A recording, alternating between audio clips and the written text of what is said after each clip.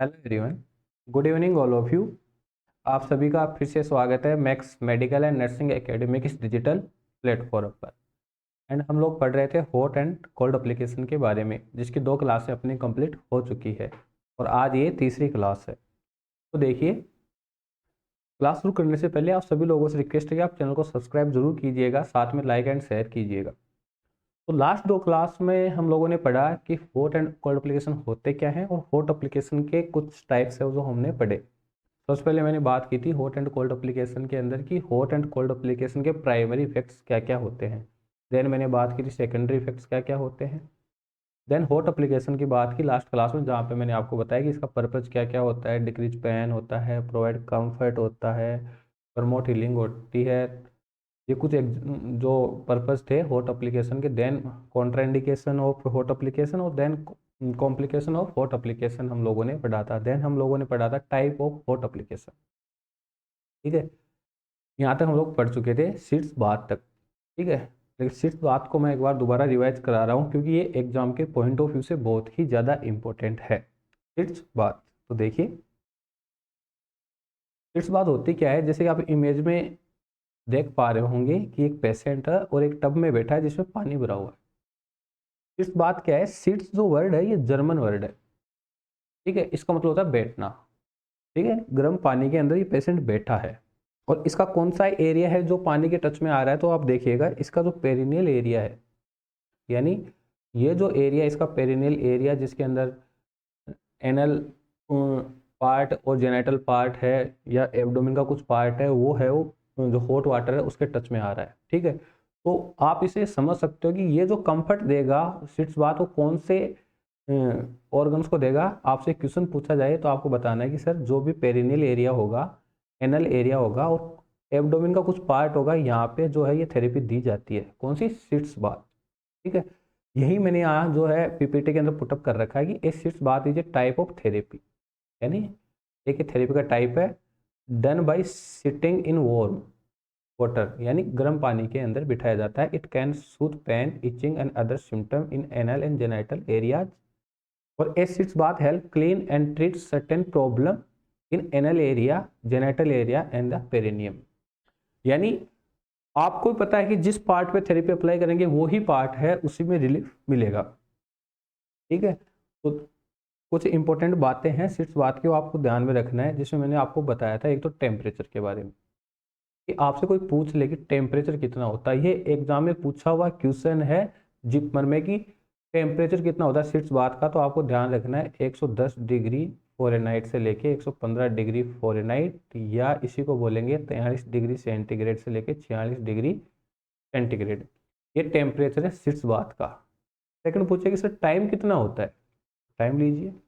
Time होता है इसका 15 से 30 मिनट, इसका टाइम है फिक्स बात का, यानी इतनी देर तक थेरेपी दे सकते हैं। ठीक है, देन थर्ड बात आपको ध्यान रखनी है कि ये जो वाटर है जो उस टब में भरा जाता है वो कहाँ तक, मैक्सिमम कहाँ तक जा सकता है, तो वो जा सकता है अम्बिलिकस तक। कहाँ तक? अम्बिलिकस तक। ठीक है, एक बात और ध्यान रखनी है इस टेम्परेचर ये इस बात के अंदर कि अगर पेशेंट का जो एरिया जो गर्म पानी के टच में आ रहा है उसके अलावा जितना भी पार्ट है उसको कवर कर देंगे किसी ब्लैंकेट से। तो आप पूछो कि सर उस पार्ट को कवर क्यों करेंगे, अपन थेरेपी तो है जो पेरिनियल एरिया को दे रहे हैं या एब्डोमेन के कुछ पार्ट को दे रहे हैं, तो बाकी पार्ट को कवर क्यों करना है ब्लैंकेट से। तो देखिए, पेशेंट को क्या, सपोज कीजिए वो किसी कोल्ड एनवायरनमेंट में बैठा है, तो उसके जो पेरिनियल एरिया है या जो ऑर्गन जिनको थेरेपी मिल रही है उसके अलावा पूरी बॉडी है वो कोल्ड के टच में आ रही है। पेशेंट को है जो सिवरिंग होगी, जिसको हिंदी में कंपी बोलते हैं। ठीक है, पेशेंट ज़्यादा देर तक है जो थेरेपी ले नहीं पाएगा और थेरेपी का प्रॉपर इफेक्ट है वो हो नहीं पाएगा। ठीक है, इसलिए पेशेंट को कवर किया जाता है अदर पार्ट्स को।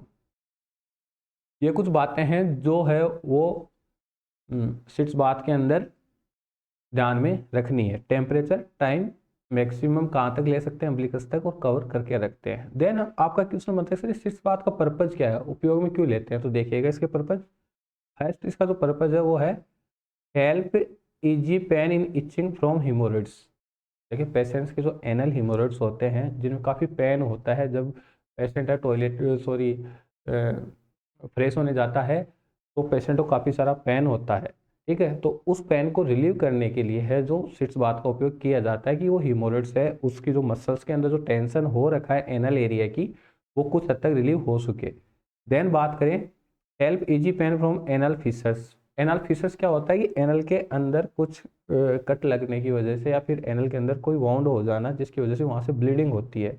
और आपको पता होना चाहिए कि एनल एरिया जेनिटल एरिया बहुत सेंसिटिव एरिया जहाँ पे काफ़ी ज़्यादा मात्रा में ब्लीडिंग है वो होने के चांस रहते हैं क्योंकि इन पार्ट के अंदर ब्लड फ्लो ज़्यादा होता है। तो ब्लड फ्लो ज़्यादा होगा तो ऑब्वियसली बात है कि वहाँ से ब्लीडिंग होने के चांस ज़्यादा रहते हैं, इसलिए वहाँ पे जो है एनल फिशर्स हो जाता है तो ब्लीडिंग होने के चांस ज़्यादा होते हैं और एक वहाँ पे टेंशन ज़्यादा होते हैं। तो उस टेंशन को कम करने के लिए जो है वो शीर्ष बात देते हैं। लेकिन ध्यान रखिएगा अगर वहाँ पे ब्लीडिंग हो रही है तो फिर वहाँ पे जो है शीर्ष बात नहीं देंगे क्योंकि शीर्ष बात क्या करेगी टेम्परेचर ज़्यादा हुआ ज़्यादा टेम्परेचर वो ब्लीडिंग को बढ़ा देगा। तो अगर एनल फिशर्स है लेकिन ब्लीडिंग नहीं हो रही है तो उसी कंडीशन के अंदर शीर्ष बात वो देते हैं। Then bath and soothe the perineum after childbirth, ठीक है। चाइल्ड बर्थ के टाइम पे जब माँ है वो बच्चों को जन्म दे रही होती है उस टाइम पे एपिजियोटोमी की जाती है मदर के, जिसे बच्चे का जो वेजाइना के थ्रू बच्चा एक्सपेल आउट आराम से हो जाए इसके लिए वेजाइना के कट लगाया जाता है, तिरछा कट लगाया जाता है जिसको बोलते हैं एपिजियोटोमी, ठीक है। तो उस एपिजियोटोमी स्टिच लेते हैं, स्टिच लेने के बाद वहाँ पे जो है वो फीमेल है उसको पेन होता है और फीमेल को डिस्कम्फर्ट फील होता है। तो उस कंडीशन में क्या करते हैं पेशेंट को जो फीमेल है जो माता जी है उसको शीर्ष बात दिया जाता है कि जो उसका पेरिनियल एरिया है जो वेजाइना वाला एरिया है वहाँ पे जो है वो डिस्कम्फर्ट ना हो। Then clean and smooth the anal area और पेरिनियम आफ्टर सर्जरी, यानी कि किसी पेशेंट को सर्जरी हुई उसके बाद उसके एनल एरिया पेरिनियम एरिया को क्लीन करना हो तो उस कंडीशन के अंदर भी जो है वो शीर्ष बात दी जाती है। Then easy prostate pain during prostatitis after procedure. देखिए प्रोस्टेट की जो समस्या है वो मेल में होती है, मेल के अंदर जो प्रोस्टेट ग्लैंड होती है वो एज के साथ उसके अंदर जो है वो स्वेलिंग आ सकती है जिसकी वजह से जो मेल है वो यूरिन आराम से पास आउट नहीं कर पाता, यूरिन के अंदर बहुत ज़्यादा पेन होता है, ठीक है। या जो यूरिन बिल्कुल ही पास आउट नहीं होगा तो जो यूरिनरी ब्लैडर है वो भर जाता है, ठीक है। तो उस कंडीशन के अंदर शीर्ष बात देते हैं। देन बात करें हेल्प इज पीरियड्स क्रेम्स। देखिए जो फीमेल्स होती है ना उनके अंदर पीरियड्स के टाइम पे जो क्रैम्प्स आते हैं तो उन क्रैम्प्स को रिलीव करने के लिए भी शीर्ष बात देते हैं। आप कहोगे सर क्रैम्प्स के अंदर शीर्ष बात का क्या रोल है, तो देखिए होता क्या है कि अगर माता जी को क्रैम्प्स आ रहे हैं तो उस टाइम पे जो फीमेल है या जो माता जी है उसको क्रैम्प्स आ रहे हैं तो जो वो शीर्ष बात के लिए बैठेगी तो उसका जो एब्डोमिनल ऑर्गन वाले जो पार्ट है वहाँ पे जो है रिलीफ मिल जाएगा। लेकिन एक बात ध्यान रखनी चाहिए आप पीरियड्स आने से पहले और पीरियड्स आने के बाद में ही जो है वो शीर्ष बात का उपयोग कर सकते हैं। ड्यूरिंग मेंस्ट्रुएशन यानी पीरियड चल रहे हैं उस टाइम पे जो है वो कॉन्ट्रा इंडिकेशन है शीर्ष बात का। आप कहोगे सर क्यों कॉन्ट्रा इंडिकेशन, तो देखिएगा होता क्या है कि ब्लीडिंग हो रही है ना वेजाइना के थ्रू पीरियड्स के टाइम पे और अगर हॉट वाटर के टच में आएगा तो वो मैंने आपको पढ़ाया लास्ट क्लास में कि हॉट वाटर वेजोडाइलेशन कर देता है तो ब्लीडिंग जो ब्लड फ्लो ज़्यादा होता है।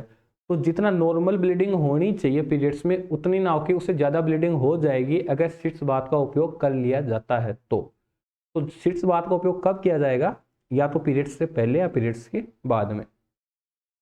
देन हम बात करेंगे सर इसके अंदर सॉल्यूशन कौन कौन से होता है, तो देखिए मोस्ट कॉमन 90% जो सॉल्यूशन यूज करते हैं वो करते हैं पोटेशियम पर मैग्नेट सॉल्यूशन, ठीक है। देन बोरिक एसिड और देन यूसोल सॉल्यूशन, ये 3 सॉल्यूशन है जो यूज करते हैं। ये क्वेश्चन भी एग्जाम में पुटअप किया जा चुका है। देन बात करें कॉन्ट्राइंडिकेशन यानी कौन कौन सी कंडीशन के अंदर सर जो है वो शीर्ष बात का उपयोग नहीं कर सकते, तो फर्स्ट है प्रेगनेंसी। प्रेगनेंसी के अंदर क्या होगा कि एक तो माता जी बैठ नहीं पाएगी आराम से शीर्ष बात के लिए, दूसरी बात माँ के वूम में जो है वो बच्चा है, ठीक है, और आप दे रहे हो उस माता जी को शीर्ष बात, तो वहां से क्या होगा कि माँ से जो बच्चा वो प्लेसेंटा के थ्रू जुड़ा हुआ होता है, ठीक है। और बाई चांस अगर वहाँ पे अगर हॉट थेरेपी आपने अप्लाई कर दी तो प्लेसेंटा की जो कैपिलरीज है वहाँ से जो ब्लड फ्लो बहुत ज़्यादा होने लग जाएगा और जो बच्चा के अंदर जो एम्नियोटिक फ्लूइड है जिसके अंदर बच्चा घूमता है माता जी के अंदर जो जिसको जनरल वे में बोलते हैं कि पानी, जिसके अंदर बच्चा घूमता है तो वो बच्चा है उसको डिस्कम्फर्ट फील होगा, क्योंकि जो एमनियोटिक फ्लूइड है वो वार्म हो जाएगा, और वार्म होने की वजह से जो है बच्चे की डेथ भी हो सकती है। तो बच्चा वो हाइपरथर्मिया में चला जाएगा। ऑलरेडी जो बच्चा है वो बहुत हॉट एनवायरनमेंट के अंदर है, क्योंकि जो माता जी के अंदर जो यूट्रस है वहाँ का जो टेम्परेचर वो बाहर के टेम्परेचर से बिल्कुल अलग है, यानी पहले से बच्चा जो हॉट एनवायरनमेंट में है, और अगर वहाँ पे सिट्स बात और अप्लाई कर दी तो ज़्यादा जो है वहाँ पे हॉट एनवायरनमेंट हो जाएगा और माता जी को एपीएच हो जाएगा। एपीएच क्या होता है? Antepartum haemorrhage. एंटीपार्टम हेमरेज यानी बच्चे के जन्म से पहले जो ब्लीडिंग होती है उसको बोलते हैं एंटीपार्टम हेमरेज। माता जी को हेमरेज हो जाएगा और बच्चे की आईयूडी हो जाती है। इंट्रा यूट्राइन डेथ भी हो सकती है। कारण क्या हो सकता है? हाइपरथर्मिया। हाइपरथर्मिया, ठीक है। तो ये कुछ कंडीशन है, उसके अंदर जो है वो सिट्स बात है उसको कॉन्ट्राइंडिकेट कर रखा है। मेंस्ट्रुएशन के अंदर मैंने अभी आपको बताया, और रीनल इन्फ्लामेशन कंडीशन के अंदर भी जो है वो सिट्स बात नहीं देते, और देन इरिटेबिलिटी इन जेनिटल ऑर्गन। ये कुछ कंडीशन है जिसके अंदर सिट्स बात वो नहीं देते। देन बात करें पैराफिन बात। देखिए पैराफिन बात में क्या होता है कि पैराफिन बात के अंदर 15 से 30 ml ऑयल होता है। 15 से 30 ml ऑयल होता है, और इसको 1 पाउंड पैराफिन वैक्स होती है उसके साथ इसको मिक्स किया जाता है।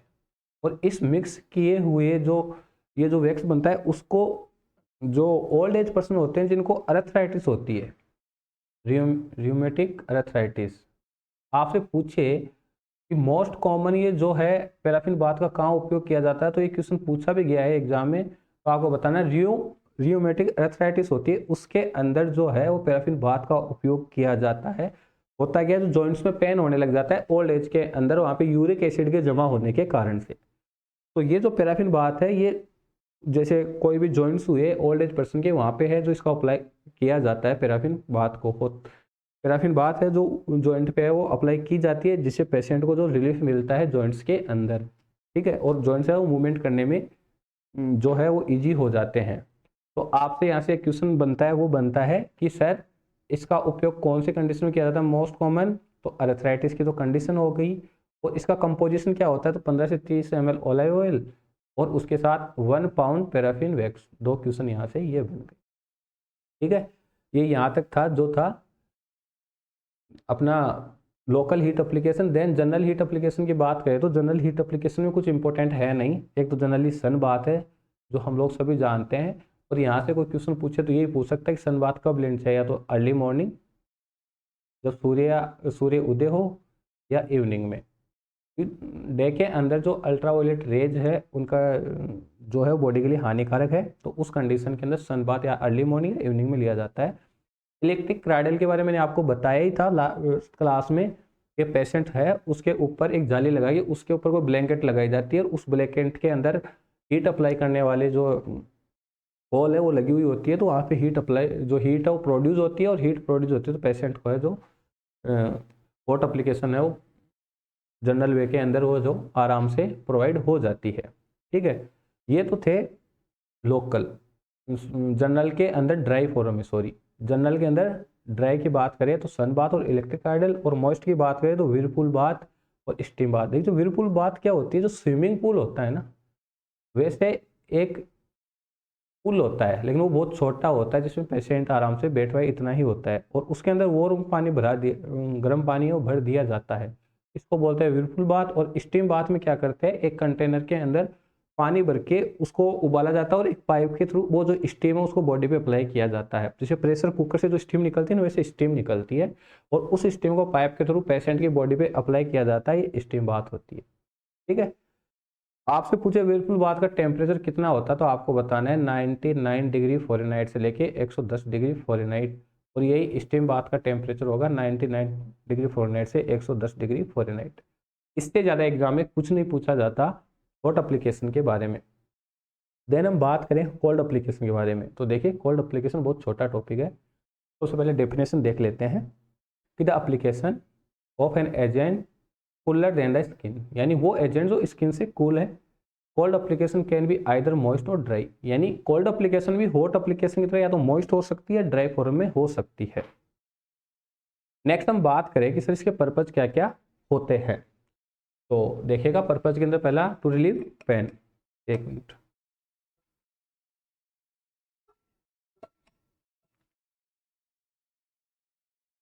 यानी पेन के अंदर जो है वो इसको अप्लाई किया जाता है to prevent gangrene, to anaesthetise area, to prevent oedema and inflammation, to prevent haemorrhage. यह कुछ कंडीशन है जिसके अंदर जो है कोल्ड एप्लीकेशन अप्लाई की जाती है। अब इनको वन बाई करके हम लोग समझते हैं कि इसका पर्पज के अंदर एक एक पर्पज है, उसको कैसे काम करता है।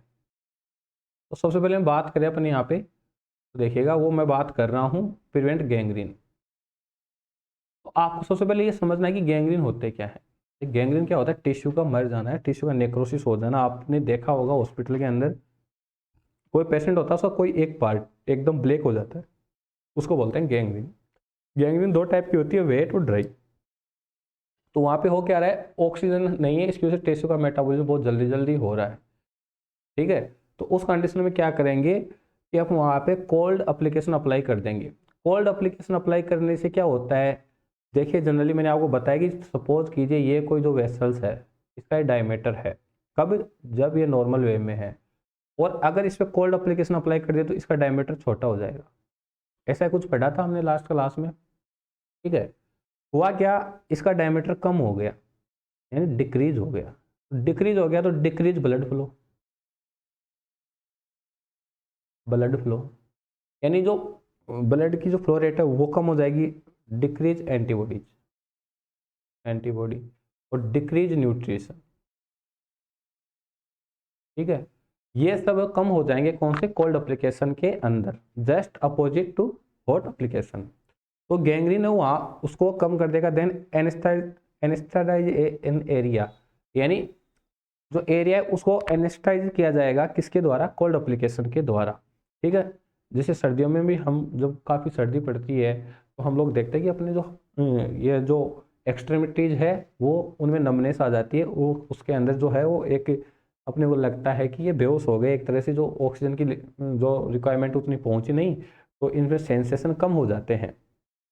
ठीक है, नेक्स्ट बात करें टू प्रिवेंट एडिमाइन इन्फ्लामेशन, यानी इन्फ्लामेशन को कम करता है। आप कहोगे सर इन्फ्लामेशन को कैसे कम करता है, एडिमा को कैसे कम करता है। देखिए इन्फ्लामेशन और एडिमा जब भी होगा जब फ्लो रेट बहुत ज़्यादा हो जाएगी, तो जब कोल्ड एप्लीकेशन अप्लाई करेंगे तो फ्लो रेट कम हो जाएगी, और फ्लो रेट कम हो जाएगी तो एडिमा कम हो जाएगा। देन सबसे इंपॉर्टेंट है टू प्रिवेंट हेमोरेज, यानी ब्लीडिंग को रोकता है। ब्लीडिंग को कैसे रोकेगा, मैंने अभी बताया ना आपको कि देखिए कोल्ड एप्लीकेशन में वेजो कॉन्स्ट्रिक्शन हो रहा है, वेजो कॉन्स्ट्रिक्शन हो रहा है, ब्लड फ्लो कम हो रहा है, तो जैसे ब्लड फ्लो कम होगा इसका मतलब हेमोरेज जो ब्लीडिंग हो कम हो जाएगी। नेक्स्ट हम बात करें Contra indication of cold application, तो देखिएगा first state of shock and collapse, यानी पेशेंट ऑलरेडी शॉक्ड है। शॉक्ड कैसे, बेहोश है पेशेंट, उसको हाइपोथर्मिक शॉक हो गया, किसी भी तरह की बेहोशी हो गई, उस कंडीशन के अंदर हम जो है वो कोल्ड एप्लीकेशन है वो अप्लाई नहीं करते, क्योंकि पेशेंट ऑलरेडी शॉक्ड है, बेहोश है। देन एडिमा कुछ ज़्यादा हो तो उस कंडीशन में भी नहीं करते। Then disease associated with impaired circulation, यानी कोई ऐसी डिजीज जिसकी वजह से सर्कुलेशन है वो पहले से ही इम्पेयर्ड है, यानी पहले से ही उस सर्कुलेशन के अंदर कोई मिस्टेक है। जैसे मानिए कोई पेशेंट है उसके प्रॉपर ब्लड सप्लाई नहीं हो पा रही किसी वजह से किसी पार्ट पे, ठीक है, तो उसके अंदर ऑलरेडी है जो है ऑक्सीजन की कमी हो पा रही है क्योंकि ब्लड फ्लो कम हो रहा है, और आपने वहाँ पे जाके कोल्ड एप्लीकेशन अप्लाई कर दिया तो और जो वेसल्स है वो पहले से उनका डायमीटर कम था और एकदम कम हो गया, एकदम कम हो गया तो वहाँ पे ऑक्सीजन पहुँचना ही बिल्कुल बंद हो गया, तो ये कॉम्प्लिकेशन क्रिएट कर सकता है। और मसल्स स्पाज्म, जैसे मसल्स के अंदर स्पाज्म हो रखा हो उस कंडीशन में भी जो है कोल्ड एप्लीकेशन नहीं देते। Then decrease sensation, then shivering, shivering क्या होता है जिसको अपन बोलते हैं ना कि सर्दी लगना है कंपार्ट, ठीक है, तो उस कंडीशन के अंदर भी जो कॉन्ट्रा इंडिकेशन है कोल्ड एप्लीकेशन का।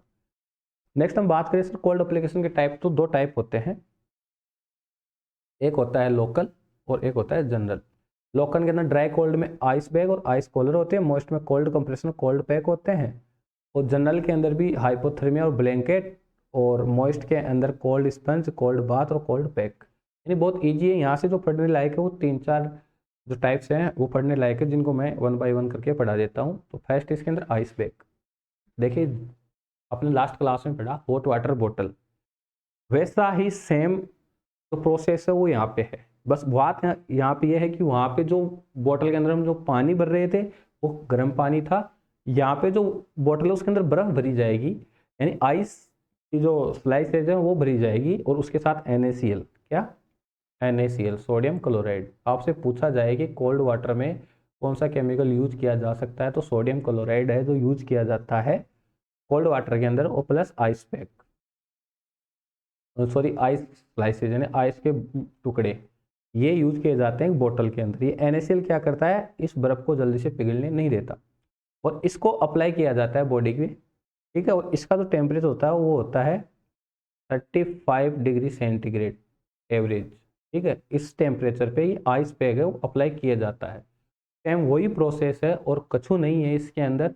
आपको इतना ही ध्यान रखना है कि सर टाइमिंग कितनी होती है, तो इसकी जो टाइमिंग होती है वो होती है 30 मिनट से 1 घंटा, 30 मिनट से 60 मिनट, यानी आधा घंटे से लेके 1 घंटा है जो टाइमिंग होती है आइस पैक की। सेम वही प्रोसेस है हॉट एप्लीकेशन का। देन बात करें आइस कॉलर। आइस का मतलब ठंडा, और कॉलर का मतलब जो कॉलर होती है वैसा टाइप में जो बैग होता है या फिर जो इंस्ट्रूमेंट होता है वो गले के, अगर किसी गर्दन में खिंचाव है तो उस कंडीशन में यूज किया जाता है। इसके अंदर आइस भर के कॉलर की तरह यूज किया जाता है, इसलिए इसका नाम है आइस कॉलर। सेम वही प्रोसेस है जो लास्ट अभी अपने पढ़ा आइस बैग वाला, वही टेम्परेचर है, वही प्रोसेस है। देन बात करें कोल्ड पैक्स। देखिए कोल्ड पैक्स क्या होते हैं। कोल्ड पैक के अंदर जो है किसी एक वाटर प्रूफ इंस्ट्रूमेंट के अंदर आइस के बड़े बड़े टुकड़े डाल के उनका जो शेक किया जाता है उसको बोलते हैं कोल्ड पैक, यानी use large ice pack. Large ice pack है वो यूज किए जाते हैं कोल्ड पैक के अंदर। देन बात करें कोल्ड स्पंज। तो कोल्ड स्पंज में क्या होता है, देखिए बचपन में हम लोग बीमार हो जाया करते थे तो माता जी है वो क्या करते थे, ठंडे पानी से जो है वो सर पे एक रुमाल को गीला करके ठंडे पानी से वो रखाते हैं। यानी ये किसके लिए यूज किया जाता है, इन फीवर पायरेक्सिया, मेडिकल लैंग्वेज में फीवर को पायरेक्सिया बोलते हैं। तो पायरेक्सिया की कंडीशन के अंदर टेम्परेचर को डिक्रीज करने के लिए कोल्ड स्पंजन का उपयोग किया जाता है, ठीक। देन बात करें हाइपोथर्मिया। हाइपोथर्मिया क्या होता है, टेम्परेचर का एकदम कम कर देना है, जहाँ पे पेशेंट जिस पैलेस पे वहाँ का टेम्परेचर बिल्कुल कम कर देना जिससे पेशेंट का जो है वो बॉडी का टेम्परेचर डाउन हो जाए, तो इस कंडीशन को बोलते हैं हाइपोथर्मिया, ठीक। एक चीज़ जो हमने पढ़ना था वो हम पढ़ेंगे, वो है कॉन्ट्रा इंडिकेशन, जो हम लोग पढ़ चुके कोल्ड एप्लीकेशन के अंदर। और जो मोस्ट कॉमन एक चीज़ पढ़नी है वो हाइपोथर्मिया। और हाइपोथर्मिया के अंदर भी आपको ये पढ़ना है कि मिनिमम टेम्परेचर कितना कर सकते हैं, तो वो होता है 32 डिग्री सेंटीग्रेड। इससे कम टेम्परेचर हम अप्लाई नहीं कर सकते, वो भी किसमें, एडल्ट में। देखो चाइल्ड के अंदर हाइपोथर्मिया यूज नहीं कर सकते, क्योंकि चाइल्ड के अंदर हाइपोथर्मिया को साइलेंट डेथ का कारण माना जाता है, किसके अंदर, चाइल्ड के अंदर। तो चाइल्ड और न्यू बॉर्न होता है उनको हाइपोथर्मिया नहीं दिया जाता, ये सिर्फ एडल्ट के लिए, ओल्ड एज पर्सन को में भी है जो नहीं दिया जाता या हाइपोथर्मिया। तो आपको ध्यान रखना है कि सर कौन कौन सी कंडीशन है जिसके अंदर हाइपोथर्मिया यूज नहीं कर सकते, तो child, newborn and old age person होते हैं, उनके अंदर जो हाइपोथर्मिया यूज नहीं कर सकते, और एडल्ट में भी कर सकते हैं। तो 32 मिनी मैक्सिमम जो टेम्परेचर होगा वो 32 होगा, उससे कम में 31 के अंदर हम लोग जो है वो हाइपोथर्मिया यूज नहीं कर सकते। और अगर आपसे एक रेट में पूछा जाए तो 36 डिग्री सेंटीग्रेड से जो टेम्परेचर होता है डिग्री सेंटीग्रेड, इस पे जो हाइपोथर्मिया किया जा सकता है। तो आज की क्लास में सिर्फ मोस्ट इम्पोर्टेंट था वो था सिर्फ अपना सिट्स बात, जिसको आपको बहुत अच्छे से पढ़ना है कि सिट्स बात का उपयोग क्यों करते हैं और इसके क्या पर्पज है, क्या कॉन्ट्राइंडिकेशन है। इसी के साथ अपना हॉट एंड कोल्ड एप्लीकेशन वाला जो टॉपिक है वो खत्म होता है। नेक्स्ट हम पढ़ेंगे, वो पढ़ेंगे स्टेरिलाइजेशन के बारे में। Thank you so much.